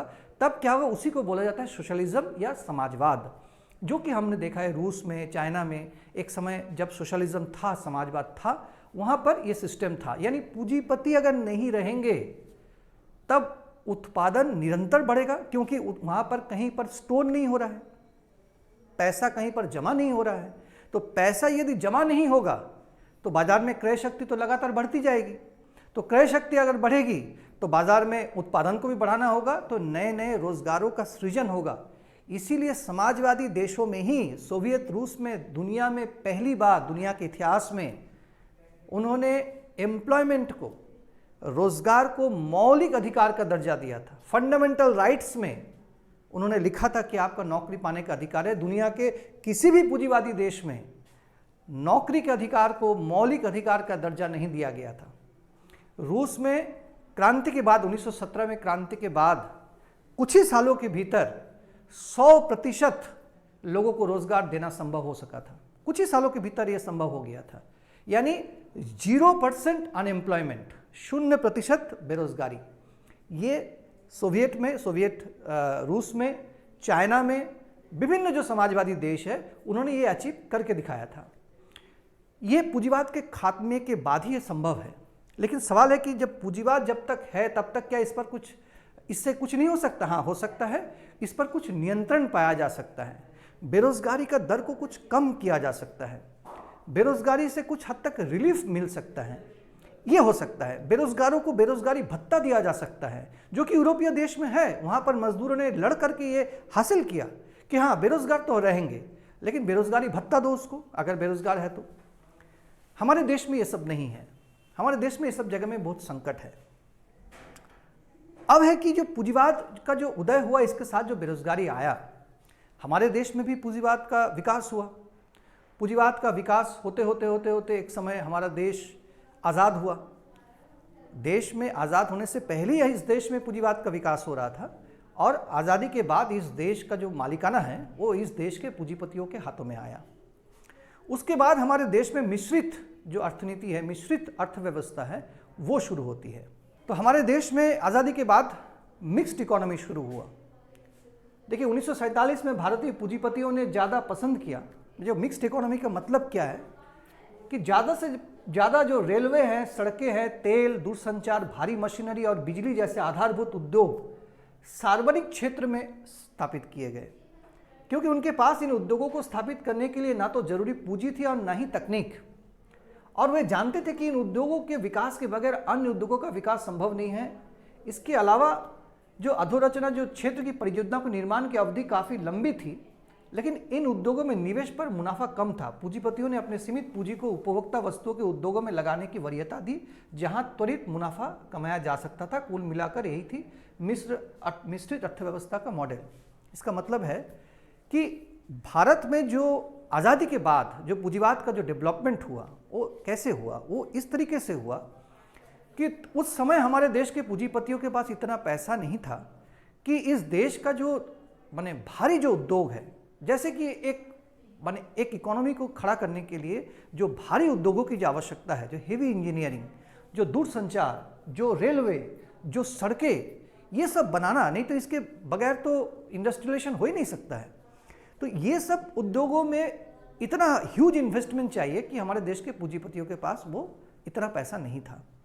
दूसरा कारण ये भी था कि ये सब जो क्षेत्र है, मदर इंडस्ट्रीज बोलते हैं, भारी उद्योग जो है, ये सब में इन्वेस्टमेंट ज़्यादा है और मुनाफा कम है। और सिर्फ मुनाफा कम है यही बात नहीं है, इसमें बहुत देर से भी मुनाफा आता है। इसीलिए सरकार ने ये जिम्मेवारी ली, सरकार की ओर से जिम्मेवारी लिया गया कि भाई ये सब काम हम कर दे रहे हैं। जहाँ पर रेडीमेड मुनाफा आएगा, इमीडिएट मुनाफा आएगा, कंज्यूमर गुड्स, इसमें जो है कैपिटलिस्ट लोगों को छोड़ दिया गया कि भाई आप लोग अपना मुनाफा कमाओ। यहाँ पर मुनाफा कमाते कमाते कमाते कमाते भारतीय पूंजीपतियों के पास इतना पैसा हो गया कि अब जाकर के एक समय आया जब उनके पास इतना उन्होंने मुनाफा कमा लिया, लोगों को इतना लूट लिया, इतना शोषण कर लिया कि उनके पास इतना अकूत माने मुनाफा का भंडार खड़ा हुआ कि वो अब जो भारी भारी उद्योग है, दूरसंचार है, भारी मशीनरी है, रेलवे है, इसको भी वो अब खरीद सके। तब जाकर के हमारे देश में निजीकरण की प्रक्रिया शुरू होती है। 1991 से हमारे देश की अर्थनीति जो है वो टर्न करती है। बहुत लोगों को ये भ्रम है कि हमारे देश में शायद कोई सोशलिस्ट सिस्टम था आज़ादी के बाद। बिल्कुल नहीं, हमारे देश में कोई सोशलिस्ट सिस्टम नहीं था। हमारे देश में सार्वजनिक उपक्रमों को वरीयता दी गई आज़ादी के बाद मिक्स्ड इकोनॉमी के तहत। उसका कारण यही था कि पूंजीपतियों के पास इमीडिएटली मुनाफा कमाने का जरिया ये नहीं था। भारी उद्योगों में निवेश करने के लिए इतना देर तक वेट करना, इतना भारी निवेश करना, ये संभव नहीं था। इसीलिए ये सिस्टम अपनाया गया। जैसा ही पूंजीपतियों के पास वो पैसा आ गया, निजीकरण की प्रक्रिया शुरू हो गई, सार्वजनिक उपक्रमों को बेचने की प्रक्रिया शुरू हो गई। तो ये 1991 में और एक भी परिवर्तन हुआ पूरी दुनिया में, और वह है कि सोवियत यूनियन और समाजवादी देशों का विघटन हो गया। यानी जो कॉन्सेप्ट था कि मजदूरों को ज़्यादा से ज़्यादा सहूलियत देना है, कामगारों को सहूलियत देना है, मुनाफा एक लिमिट तक करना है, उससे ज़्यादा नहीं, और मजदूरों को सहूलियत देना है। जो वेलफेयर स्टेट, लोक कल्याणकारी राज्य की जो अवधारणा, ये सब सोवियत सिस्टम के साथ, सोशलिस्ट सिस्टम के साथ पूरी दुनिया में ये फैला था। लेकिन जैसा ही सोशलिस्ट सिस्टम खत्म हो गया, रूस से समाजवाद चला गया, चीन में भी पूंजीवाद कायम हो गया, उसके बाद पूरी दुनिया में ये कॉन्सेप्ट को ही बदला जाने लगा। सिर्फ भारत में नहीं, पूरी दुनिया में। और भारत में 1991 के बाद ये सिस्टम शुरू हुआ। बहुत अच्छा नाम, मधुर नाम दिया गया, मुक्त बाजार अर्थनीति, भूमंडलीकरण, उदारीकरण। माने सबसे भयंकर चीज हमारे देश में हुआ, और सुंदर सुंदर नामों के तहत हुआ। मनमोहन सिंह जी की उस समय सरकार थी, मनमोहन सिंह जी उस समय वित्त मंत्री थे, उन्हीं के नेतृत्व में ये सिस्टम इस देश में लागू किया गया। एक्चुअली मनमोहन सिंह जी हो या कांग्रेस सरकार हो या कोई भी हो, वो तो निमित्त मात्र है। मेन है कि हमारे देश के पूंजीवाद की ज़रूरत थी, क्योंकि पूंजीवादी, इस देश के पूंजीपति लोग ही ये सब पार्टी खड़ा करते हैं, चाहे वो कांग्रेस हो, बीजेपी हो या कोई दूसरी पार्टी हो, खड़ा करते हैं, और उन्हीं के इशारे पर वो काम करते हैं। इसीलिए देखिएगा कांग्रेस और बीजेपी या दूसरी पार्टियों में ये सब मामले में, यानी उदारीकरण, भूमंडलीकरण, निजीकरण, जहां पूंजीपतियों की हित रक्षा का सवाल है, वहां पर कोई अंतर नहीं है। आर्थिक पॉलिसी पर ये सब की सब पार्टियां एक है। 91 में जब ये पॉलिसी लागू की गई, तब क्या हुआ? तब जो नौकरी है इस देश में वो लगातार घटती चली गई। एकदम माने उसका ग्राफ जो है ना, अब देखिएगा एकदम ग्राफ ऐसा गिरता चला गया। एक टर्म में आ गया है जॉबलेस ग्रोथ। उसी समय से शुरू हुआ 91 से जॉबलेस ग्रोथ, यानी ग्रोथ हो रहा है, इकोनॉमी ग्रो कर रहा है, लेकिन नौकरी का सृजन नहीं हो रहा है, नौकरी घटती चली जा रही है। ये जॉबलेस ग्रोथ का एक नया टर्म आ गया।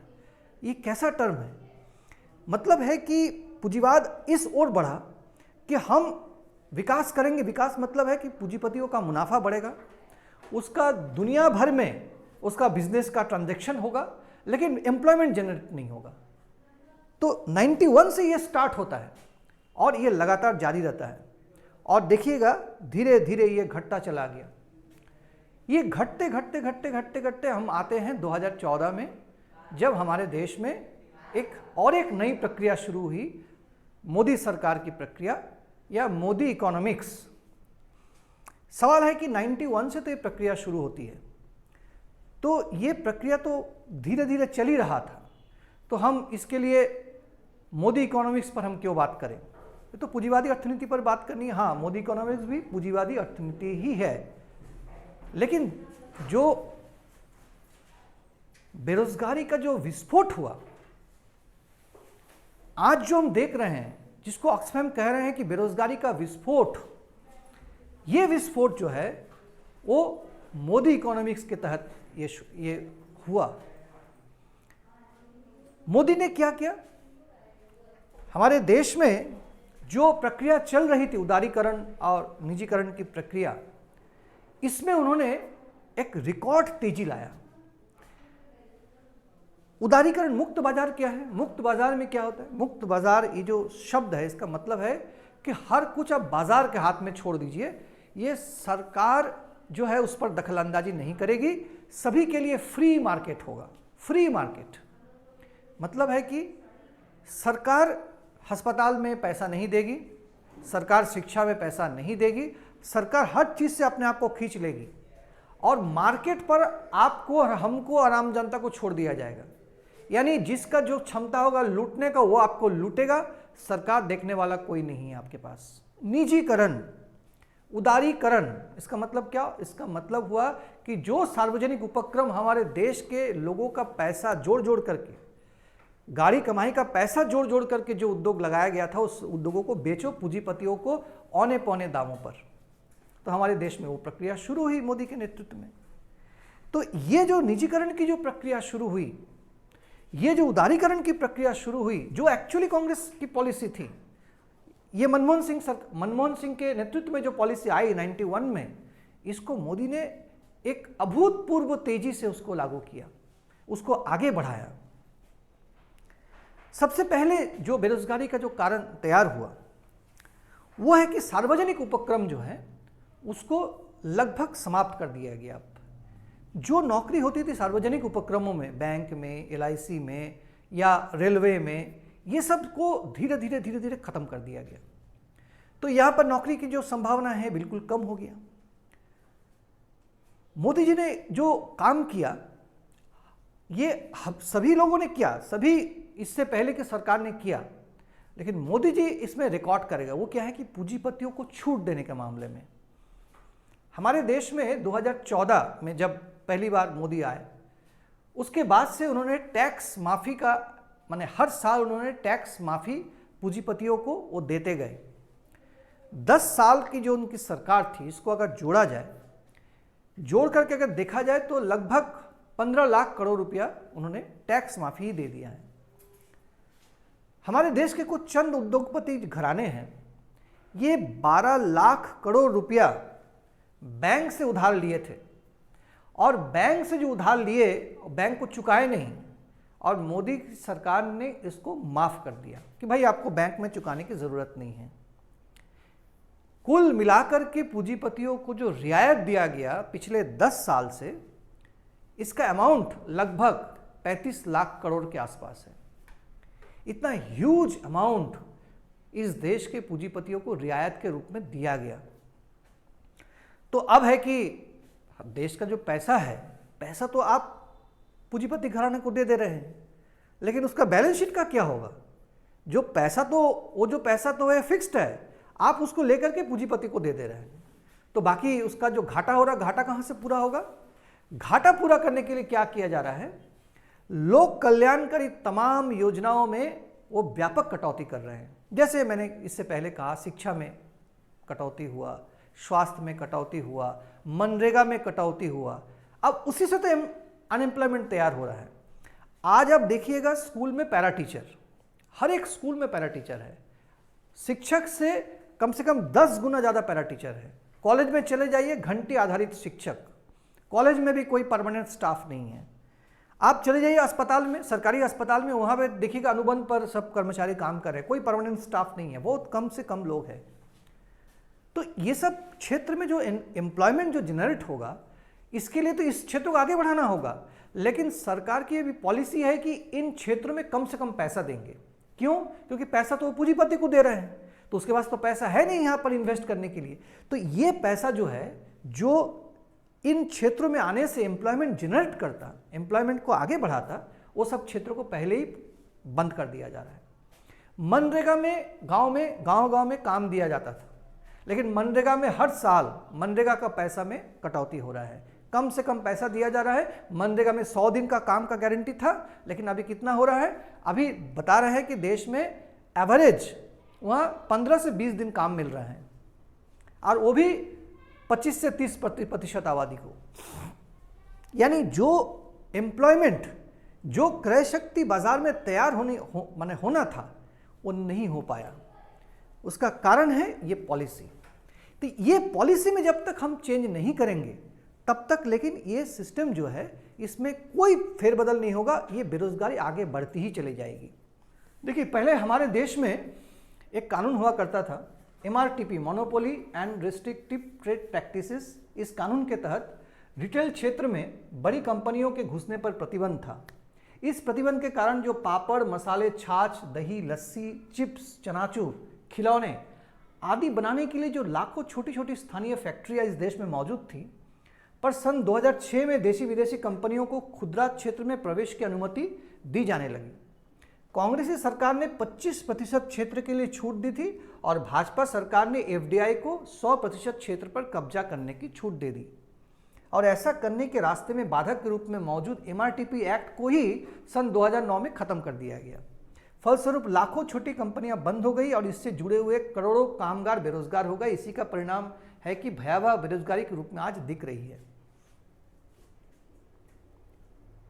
ये कांग्रेस सरकार की पॉलिसी थी। देखिए कैसे कांग्रेस और बीजेपी इस जगह में एक है पूंजीपतियों को सेवा करने के लिए। ये जो MRTP जो एक्ट था, इस एक्ट को खत्म कर दिया, यानी इस देश में एकाधिकार जो कंपनी है उस पर प्रतिबंध लगाने के लिए इस देश के जो छोटे छोटे निवेशक है, जो छोटे छोटे जो व्यापारी है, इनको सुरक्षा देने के लिए ये एक्ट बनाया गया था। यानी जो छाछ, दही, मसाले, पापड़, चॉकलेट ये सब बनाने के लिए इस देश में एक समय लाखों की संख्या में छोटी छोटी फैक्ट्रियां हुआ करती थी और इन फैक्ट्रियों में, इन कारखानों में, माने छोटी छोटी फैक्ट्रियां, घरेलू उद्योग, कुटीर उद्योग, इसमें हमारे देश का मैक्सिमम एम्प्लॉयमेंट था। एक एस्टिमेट के मुताबिक इन छोटे क्षेत्रों में इस देश का 25 करोड़ लोग उसमें उसका एम्प्लॉयमेंट मिला हुआ था। 25 करोड़। हुआ क्या? प्लानफुली ये पूरे क्षेत्र को ही समाप्त कर दिया गया। जो छोटे जो क्षेत्र है, जो रिटेल क्षेत्र है, अब देखिए कि इस क्षेत्र में आप देखिएगा टाटा लस्सी बना रहे हैं और रिलायंस चनाचूर बना रहे हैं। जो बड़ी बड़ी कंपनी है, हमारे देश में ये कानून था कि नहीं, ये सब क्षेत्र आप छोड़ दीजिए, आप बनाइए, स्टील बनाइए, आप बनाइए, माने हेवी ऑयल, माने हेवी मशीनरी बनाइए, आप कुछ ऑयल वगैरह का बिजनेस कर लीजिए, कपड़ा का बिजनेस कर लीजिए, ये सब छोटा छोटा क्षेत्र छोड़ दीजिए। छोटे छोटे व्यापारी के लिए उनको भी तो माने जीना है। लेकिन नहीं, जो बड़ी पूंजी है, जो पूंजीवाद का जो नियम मैंने बताया कि बड़ी पूंजी जो है छोटी पूंजी को निगल जाते हैं। कांग्रेस ने इसकी प्रक्रिया की शुरुआत की। 25% क्षेत्र में उसने बोला कि हाँ 75% क्षेत्र में जो है छोटे व्यापारी काम करेंगे, लेकिन 25% में हम बड़े व्यापारियों को घुसने की अनुमति दे रहे हैं। मोदी जी आते ही उसको 100% कर दिए।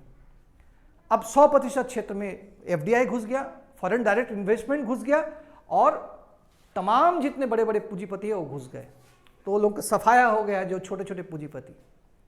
इसमें एक अच्छी बात है, एक बने सुंदर सी बात है, इसको समझना चाहिए। देखिए, इन पूंजीपतियों की सेवा के लिए जो मोदी जी और भारतीय जनता पार्टी है, भारतीय जनता पार्टी का अगर बेस देखिएगा, उसका इतिहास देखिएगा, जनसंघ RSS का अगर बेस, उसका इतिहास देखिएगा, तो यही छोटे व्यापारी, मझौले व्यापारी, यही लोग मिलकर के जनसंघ और RSS को खड़ा किया था, बीजेपी को खड़ा किया था। छोटे व्यापारी, इसीलिए उनको कहा जाता था ये व्यापारियों की पार्टी है। तो यही लोग खड़े किए थे और इन्हीं का सफाया कर दिया। अब है कि भारतीय जनता पार्टी, जब कांग्रेस सत्ता में थी तो कांग्रेस देखती थी पूंजीपतियों को, आज भारतीय जनता पार्टी देख रहे हैं, सिर्फ अंबानी, अडानी और इस तरह के बड़े पूंजीपतियों को देख रहे हैं। इसीलिए आज ये जरूरत है अंबानी, अडानी जैसे पूंजीपतियों को कि वो विदेश में वो अपना व्यापार विस्तृत करें। तो विदेश में व्यापार विस्तृत करने के लिए क्या है कि विदेश से भी हमको सामान घुसने देना होगा, तब हम जाके विदेश में घुस पाएंगे। इसलिए विदेश से भी सामान आ रहा है। तो एक समय मुझे याद है कि स्वदेशी जागरण मंच हुआ करता था, वो RSS की एक शाखा थी। स्वदेशी जागरण मंच बहुत आंदोलन करता था। स्वदेशी जागरण मंच आज भी कहीं कहीं छिटपुट करता है। देखिएगा दिवाली के समय वो लोग कुछ कुछ प्रोग्राम करते हैं कि भाई चाइनीज़ जो है वो दिया नहीं जलाना है, चाइनीज़ बल्ब नहीं जलाना है, देसी जलाना है, लेकिन उनको हाशिए पर धकेल दिया गया है। उसको भी कोई पूछता भी नहीं है, बीजेपी में और सरकार में कोई पूछता नहीं है। वो बेचारे लोग कभी कभार साल में 1-2 प्रोग्राम कर लेते हैं, क्योंकि ये लोग अभी सिर्फ जो मोनोपोली कैपिटल है, पूंजीपति है, जो एकाधिकार पूंजीपति है, इनका हित देखते हैं, इसके अलावा और कुछ नहीं समझते हैं।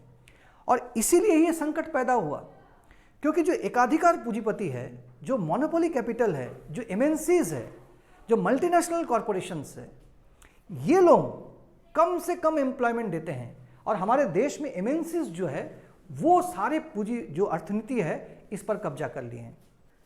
देखिए, बहुत कम मजदूर लगाकर के भी भारी मात्रा में उत्पादन कर सकती है बहुराष्ट्रीय कंपनी। बहुराष्ट्रीय कंपनी बहुत कम रोजगार पैदा करती है। 2018 में दुनिया की 500 सबसे बड़ी एमएनसी, इन्हें फॉर्च्यून ग्लोबल 500 के नाम से जाना जाता है, ने 327 खरब डॉलर की कमाई की, जो विश्व जीडीपी के 38.5% के बराबर था। इसके बावजूद भी उन्होंने दुनिया भर में मात्र 6.93 करोड़ मजदूरों को काम दिया, जो वैश्विक श्रम बल का महज 2% है। यानी पूरे विश्व की इकोनॉमी का 38% इनके कब्जे में है और एम्प्लॉयमेंट का सिर्फ 2% इनके हाथ में है। सिर्फ 2% एम्प्लॉयमेंट जनरेट कर रहे हैं और 38% जीडीपी पर ये लोग कब्जा कर लिए हैं। ये है एमएनसी, बहुराष्ट्रीय कंपनी और एकाधिकार पूंजीपतियों का कमाल। हमारे देश में जब छोटे छोटे पूंजीपति थे, जो छोटे छोटे जो व्यापारी थे, वो एम्प्लॉयमेंट जनरेट करते थे, आज वो खत्म हो गए। तो ये जो प्रोसेस चला इस देश में, कांग्रेस ने इस प्रोसेस को लागू किया और मोदी जी ने इस प्रोसेस को आगे बढ़ाया, तेजी से आगे बढ़ाया। इसके साथ और 2-3 चीजें और जुड़ गई। वो जुड़ गई, पहला है नोटबंदी। ये घातक साबित हुआ। ऐसा तो कहा जाता है कि कई ऐसे अर्थशास्त्रियों का मानना है कि नोटबंदी बहुत प्लानफुली लाया गया था। ये प्लानफुली लाया गया था, ये जो छोटे पूंजीपति है, छोटे व्यापारी है, इसको मार्केट से खत्म करने के लिए, क्योंकि चाह करके भी खत्म नहीं कर पा रहे थे। कैसे? क्योंकि छोटे जो व्यापारी हैं उनका कारोबार होता है कैश में। अब जैसे टाटा, बिरला, अंबानी, ये लोग कैश में कारोबार नहीं करते हैं, आज से नहीं। ये जब से ये लोग ये चल रहा है इस कंपनी, तब से ये लोग कैश में कारोबार नहीं करते। ऐसा नहीं कि कहीं पर वो स्टील बेच दिए और पैसा गिन गिन करके ले रहे हैं, 5,000 10,000 रुपया ले रहे हैं, ऐसा नहीं होता है कारोबार। सारा कुछ ऑनलाइन कारोबार होता है। तो ये उनको कोई दिक्कत नहीं थी। लेकिन जो छोटे व्यापारियों का जो कारोबार है, जो चमड़ा उद्योग में कुछ बैग बनाते हैं, कुछ बैडमिंटन का रैकेट बनाते हैं, ये सब जो छोटे छोटे इंडस्ट्रीज है, ये सब कैश में काम करता है। अचानक कैश बंद हो गया तो इनका व्यापार चौपट हो गया। नोटबंदी के बाद इस देश में लाखों की संख्या में इस तरह के छोटी छोटी फैक्ट्रियां हमेशा के लिए बंद हो गई। तो नोटबंदी का उद्देश्य यही था। अब ये प्लानफुली किया गया था, सुनियोजित तरीके से किया गया था, जानबूझ करके इनको खत्म करने के लिए किया गया था। ये तो बाद में कभी पता चलेगा, इसका खुलासा होगा। लेकिन ये बात तय है कि नोटबंदी के बाद ये जो छोटे जो व्यापारी है ये खत्म हो गए इस देश में। उसके बाद और एक लाया गया जीएसटी। ये इतनी एक पेचीदा प्रक्रिया थी जिसके कारण से इस देश में जो एम्प्लॉयमेंट, जो छोटे पूंजीपति जो देते थे, वो छोटे पूंजीपति खत्म हो गए। कैसे खत्म हो गए कि जीएसटी की प्रक्रिया ऐसी प्रक्रिया है, यदि आप जीएसटी के तहत अनुबंध करते हैं तो भी उनको नुकसान, अगर ना करें तो भी उनको नुकसान। तो ये एक दिन और एक सेशन में उसको बताएंगे जीएसटी से कैसे छोटे व्यापारी उसको भयंकर संकट का सामना पड़ा। और तीसरा जो है वो है हमारे देश में जब कोरोना की महामारी आई, इस समय सरकार ने बड़े पूंजीपतियों को तो कई रियायतें दी, बेल आउट पैकेज दिया, बहुत सारे रियायतें दी, लेकिन जो छोटे छोटे व्यापारी हैं उनको कुछ भी नहीं दिया, कुछ भी सहायता नहीं, सरकार की कोई प्लानिंग नहीं, कोई नीति नहीं, वो खत्म कर दिए एकदम। जो भी बचा खुचा इस देश में जो छोटे छोटे पूंजीपति थे उसको एकदम खत्म कर दिया, उनका बिजनेस समाप्त कर दिया। ये जो 3 जो त्रिशूल जैसा जो मार पड़ा भारतीय जो छोटे और मझौले जो पूंजीपतियों पर, ये इनको समाप्त कर दिया और इनके अंडर में, इनके अंतर्गत जितने लोगों को रोजगार था वो भी खत्म हो गया। मोदी जी ने और एक काम किया, वो है कि कृषि में रोजगार की जो संभावना है इनको भी खत्म कर दिया। कृषि को एकदम सुनियोजित तरीके से यहाँ पर उसका जो खाद सब्सिडी, उसका जो बिजली सब्सिडी, उसका जो उर्वरक सब्सिडी, सब समाप्त कर दिया। जो उनको एमएसपी मिलता था, एमएसपी का जो एक सिस्टम बना हुआ था इस देश में, वो भी धीरे धीरे अभी खत्म होने लगा है। तो किसान देख रहे हैं कि हमें जो किसानी है, खेती है, वो अब लाभजनक कोई उद्योग नहीं रहा, कोई लाभजनक क्षेत्र नहीं रहा। किसानी करने से उसको फसल जो है वो माने सड़क पर फेंक देना पड़ रहा है। इससे क्या हो रहा है कि इस देश में जो रोजगार है, जो गांव-गांव में जो रोजगार मिलता था, वो रोजगार की संभावना कम होती चली गई। गांव में आज आप देखिएगा कि पहले लोग गांव में बड़ी संख्या में आपको आबादी मिलती थी। आज गांव में जाइए, गांव में आपको पुरुष जो है माने नौजवान जो है वो गांव में नहीं मिलेंगे। वो कहीं ना कहीं शहर में जाकर के कम से कम बहुत ही कम वेतन में 2000-3000 की भी नौकरी कर ले रहा है। गांव में रोजगार ही नहीं है। ये रोजगार को खत्म कर दिया गया। यानी चारों तरफ से जो बेरोजगारी, अनएम्प्लॉयमेंट है, वो इस देश की अर्थनीति को ग्रस चुका है। तो सवाल है कि इससे मुक्ति का उपाय क्या है, क्या करना पड़ेगा? क्या इसको कुछ माने चेंज नहीं हो सकता है? क्या इसमें कुछ परिवर्तन, कुछ तब्दीली नहीं हो सकती? हाँ, बिल्कुल हो सकती है। जो बेरोजगारी का विस्फोट हम देख रहे हैं, ये तो एक भयावह माने विकट स्थिति में हम आके पहुंचे। अब एक एक दिन, एक एक महीना जैसे जैसे पार होगा, आप लोग देखते जाइएगा कि ये स्थिति और कितना विकट होता जाएगा। और उसी के साथ साथ बढ़ेगा इस देश में सांप्रदायिकता का जहर, क्योंकि इसको तो भुलाना है ना। जो बेरोजगारी का जो दंश है, जो ज्वाला है, जो इसकी जो माने विष है, इसके जो कष्ट है, इसको भुलाना है।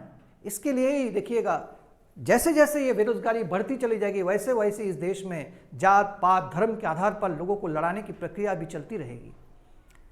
इससे मुक्ति का उपाय एक ही है। पहला है कि स्थायी मुक्ति। स्थायी मुक्ति यानी इसका परमानेंट सॉल्यूशन।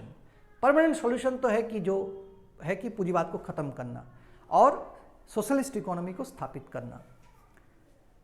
जो टेम्पोररी मतलब इमीडिएट रिलीफ मिल सकता है, क्योंकि भारत में तो बेरोजगारी इससे पहले भी थी, लेकिन ऐसी समस्या नहीं थी कि लोग माने पढ़ाई खत्म करने के बाद ही अवसाद में चले जा रहे हैं, डिप्रेशन में चले जा रहे हैं, मनोरोगी बन रहे हैं, साइकेट्रिस्ट के पास दौड़ना पड़ रहा है। किसान आत्महत्या से भी ज़्यादा बेरोजगार आत्महत्या, बेरोजगारों युवकों की आत्महत्या जो है वो बढ़ती चली जा रही है। ये समस्या इससे पहले नहीं आई थी। ये समस्या से हम निजात पा सकते हैं। उसके लिए क्या करना पड़ेगा? ये जितनी पॉलिसी मोदी सरकार ने लाई, इसको रिवर्स करना पड़ेगा। इसको उल्टी दिशा में जो जो चीज़ें इस देश में हो रही है, जो कि अभी तक हम लोग चर्चा किए, इसको उल्टी दिशा में घुमाना होगा। क्या करना पड़ेगा? पूंजीपतियों को मोदी सरकार जो धन लुटा रही है, इस पर अंकुश लगाना होगा कि आप लोगों के कल्याण के लिए, आम जनता की भलाई के लिए आप पैसा खर्च कीजिए। पूंजीपतियों पर जो टैक्स रियायत, बैंकों से जो कर्ज माफी, ये सब बंद करना होगा इमीडिएट। इस देश के पूंजीपतियों पर टैक्स, जो कॉर्पोरेट टैक्स है, वो 30% टैक्स था, मोदी सरकार ने घटा करके 20% कर दिया। इस देश में पूंजीपतियों पर, बड़े धनाढ्य लोगों पर, उसके संपत्ति पर कर लिया जाता था, टैक्स लिया जाता था, मोदी सरकार ने उसको बंद कर दिया। उसको फिर से लागू करो। यानी जो अमीर है उससे पैसा सरकारी कोषागार में जमा करो और उसको आम जनता के लिए, उसके कल्याण के लिए उसमें खर्च करो। तो क्या होगा? शिक्षा क्षेत्र में बजट बढ़ जाएगा, यानी नए नए स्कूल कॉलेज खुलेंगे, नए शिक्षकों की भर्ती होगी, नए नए अस्पताल खुलेंगे, वहाँ पर मेडिकल स्टाफों की नियुक्ति होगी। जो सार्वजनिक उपक्रम है, इसको आगे बढ़ाना होगा। इसके लिए सरकार प्लानिंग करे। उसके लिए जो जिस प्रकार से पूंजीपतियों को औने पौने दामों पर बेच रही है, उसको बंद करे, सार्वजनिक उपक्रमों को शक्तिशाली करे, उसको आगे बढ़ाए, तो वहाँ पर बड़ी संख्या में आबादी को नौकरी मिलेगी। जो मनरेगा है, जहाँ पर गांव-गांव में जो रोजगार की स्थिति है, मनरेगा के लिए पैसा दे। तो जो मेन बात है, जो लोक कल्याणकारी जो माने जो योजनाएं हैं, उस पर जैसे ही सरकार खर्च ज़्यादा करेगी, लोगों के जेब में पैसा आएगा। और लोगों के जेब में पैसा आएगा मतलब ही है कि बाजार जो है एक्सपेंड करेगा, बाजार धीरे धीरे वो संप्रसारित होगा, वो बड़ा होगा। और जैसे जैसे बाजार में मांग बढ़ेगी, वैसे वैसे नए नए इंडस्ट्रियाँ खुलेंगी, वैसे वैसे इस देश में नए नए लोगों की मतलब विभिन्न उपक्रम चालू होंगे और वहाँ पर लोगों की नियुक्ति करनी होगी, रोजगार मिलेगा लोगों को। सीमित अर्थ में बेरोजगारी समाप्त नहीं होगी, लेकिन ये बेरोजगारी का जो विस्फोट है वो कुछ कम हो जाएगा। एक बड़ी आबादी को नौकरी मिल जाएगी। लेकिन हो रहा है यहाँ पर उल्टा। यहाँ पर अमीर और गरीब की तो खाई बढ़ती जा रही है। 1% लोगों के पास 70% इस देश की धन संपत्ति कैद हो गई है। सिर्फ 1% लोगों के पास पूरे देश की संपत्ति जो है उसमें से 70% हिस्सा उन्हीं के पास कैद हो गई। अमीरों के पास पैसों का पहाड़ जम गया है और आम जनता के पास पैसा ही नहीं है, यानी वो खरीद ही नहीं सकती है। अगर वो नहीं खरीदेगी तो बाजार कैसे चलेगा, कैसे उत्पादन होगा, कैसे अर्थनीति चलेगी? चलेगी ही नहीं। वो तो यूं ही लड़खड़ा करके गिर जाएगी और उससे बेरोजगारी भयावह रूप लेगी। इसीलिए इसको रिवर्स करना होगा। ये सारी जो पॉलिसी मोदी सरकार अपना करके चल रही है, इसको उल्टी दिशा में, बिल्कुल उल्टी दिशा में ले जाना होगा। और वो ऐसे नहीं जाएगी। क्यों नहीं जाएगी? क्योंकि जो सरकार बैठी हुई है, मोदी सरकार जो आज चुनाव जीत करके 2 बार चुनाव जीत करके आई है, हजारों करोड़ रुपया खर्च किए हैं, हजारों करोड़ रुपया। ये पैसा कौन दिए हैं? और आप और हम तो नहीं दिए हैं, ये अंबानी अडानी लोग दिए हैं, बड़े बड़े पूंजीपति लोग दिए हैं। और उनके पैसे से ही चुनाव का एकदम प्रचार, चकाचौंध प्रचार करके न्यूज़ मीडिया, टीवी चैनल सबको खरीद करके वो चुनाव जीते हैं। तो काम तो करेंगे वो अंबानी अडानी के लिए ही, ये तो स्वाभाविक है। लेकिन उसको फोर्स करना होगा, उसको बाध्य करना होगा कि वो अपने पॉलिसी को रद्द करे और रिवर्स दिशा में वो जाए, उल्टी दिशा में जाए। माने एक्चुअली उल्टी दिशा नहीं है, वो सीधे वही दिशा सही है, वो सही दिशा में वो जाए। इसी के लिए इस देश में एक बड़ा जन आंदोलन की आवश्यकता है और ये जन आंदोलन इस देश को बचाएगा। याद रखिए, अगर इस देश का नौजवान सुरक्षित नहीं होगा, खुशहाल नहीं होगा, इस देश का नौजवानों को हम यूं ही जाया होने देंगे, इस देश के नौजवानों को अगर हम आत्महत्या करने के लिए हम बाध्य करेंगे, उसको हम अपराध की ओर धकेलेंगे, उसको हम मनोरोग, उसके हम मेंटल हॉस्पिटल में हम धकेलेंगे, तो ये देश कभी भी सुखी संपन्न नहीं हो सकता है। ये देश बर्बाद हो जाएगा। इस देश का जो धरोहर है, इस देश का जो नौजवान है, उस पीढ़ी को ही हम बर्बाद कर रहे हैं।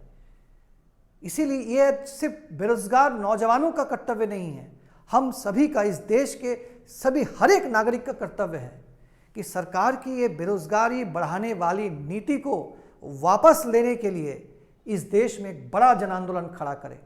और यही जन आंदोलन इस देश को बचाएगा, इस देश की जनता को बचाएगा और इस देश को फिर से एक खुशहाल देश बनाएगा, जो कि हमारे देश के आज़ादी आंदोलन के स्वतंत्रता सेनानियों का सपना था। उस सपनों का भारत हम बना पाएंगे।